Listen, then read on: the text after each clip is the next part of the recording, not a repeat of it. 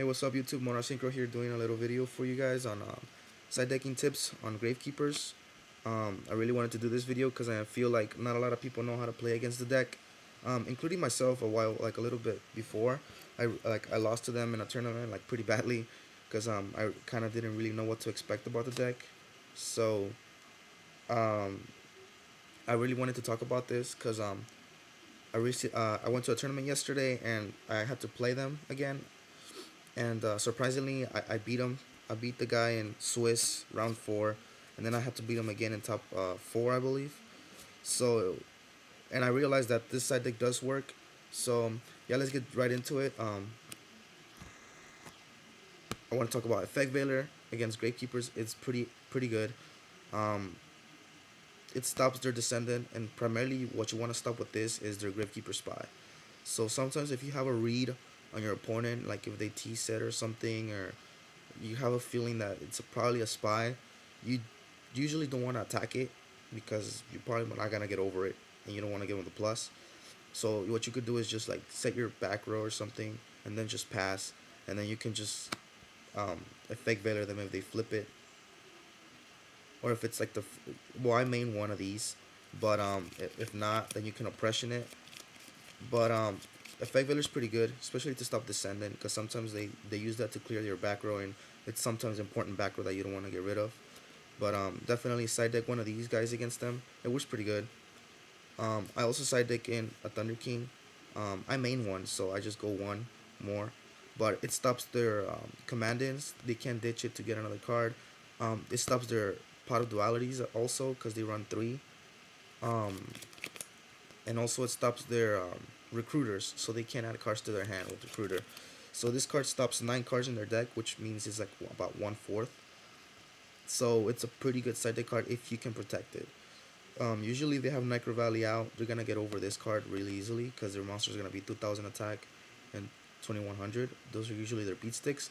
And with a Sailing, they pretty much can switch it to defense mode and it doesn't really matter. But Thunder King, if you protect it, it's really hard for them to get over it.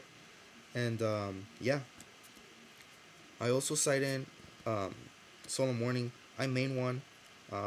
Usually people main 2, but I like just to main 1 and side 1, especially against Gravekeepers, because Gravekeepers, like, they depend a lot on being able to keep their field presence.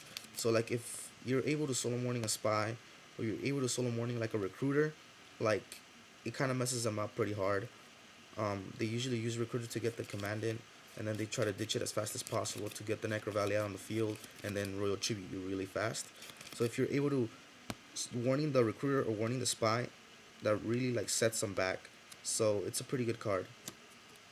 I also side in Compulsory, just because being able to like bounce their monsters, like especially if they set a monster, it's most likely gonna be a recruiter or a spy. So you need to be able to just bounce it and not deal with it for that turn, and then probably next turn you can just OTK them or do a lot of damage, and maybe you drew into a warning, so that way you can keep control of the game. So it's a pretty good card against Gravekeepers. It's also good against a lot of decks. I mean, it's great against the scraps. It gets rid of their scrap dragon really easily, so you don't have to deal with them. And yeah, it's just an overall great card.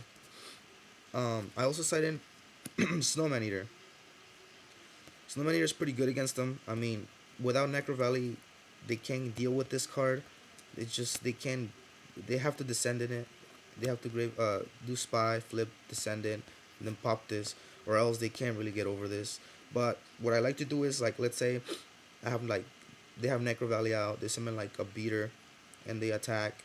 And if I have like an MST or a Dust Tornado face down, I'll chain MST to their Necro Valley, and then the attack still goes through, and they lose 400, and I get to pop their monster, so I get a +1 off of it, and now I have a 19 defender that they really can't get over unless they Dark Hole, or if they side in Smashing Grounds to get over the big beaters or something like that. But Snowman Eater puts in work, and not to mention that, let's say they go Necro Valley again, and then they try to attack over it, you can book it, and then kill their monster again. And even though it does get destroyed, I mean, you still got another plus off of it. So I mean, it's just overall a great card. Not to mention it's great against mirror match and stuff like that, and X Sabers too. And then the MVP that totally did put in work this past tournament, and I never thought like that I had to put these cards back into the side deck, but I just realized how good they are against Gravekeepers and Dust Tornadoes. Let me tell you right now that this card is ridiculously good. It just puts in mad work against them. It just gives you an instant out to the Necro Valley, first turn. If you win for if you win second, that's gonna suck because I mean they can royal tribute you, so it's kind of like I don't know 50-50 obviously. But if you go second and they didn't tribute you, you're in good shape.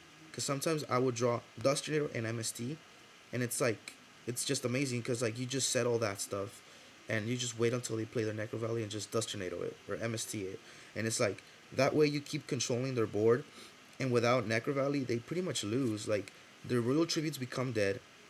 All their monsters are low attackers and low defenders except for Spy, so you run over them pretty easily, so they can't really do much about it. And so yeah, Dust Tornadoes are just ridiculously good. I would cite it too. Depending on your builds, I mean, I run like obviously I run Blackwings, so it all differs with me because obviously I run triple Icarus attack. But what I do realize is that Gravekeepers obviously either main Starlight Road or side it heavily because they are afraid of Icarus attack. So what I do is I usually take out like an Icarus attack and like and Delta Crow and put in these guys because like I really don't want to lose to a Starlight Road. So obviously this is more versatile. And if I already got rid of their Necro Valleys, I start hitting their back row. Like I start wasting their resources. Like if I know they have bottomless, let's say they have 3 back row. Like I summon a monster, and they bottomless say that's fine. Like I keep putting constantly pressure on them, and then by the time that I'm ready to make a big push and they have only 1 back row, I dust it end phase, and pretty much I win from there. So it's an amazing card. I mean, giving you 2 extra outs to 3 Necro Valleys is amazing. So I really recommend you guys play these in the side deck, cause Gravekeepers are right now like really hot, and I would expect them to see them in future regionals. So yeah, guys, I really wanted to help you guys with this side decking tip. I hope you guys liked it. Comment, rate, subscribe, and I'll talk to you guys later.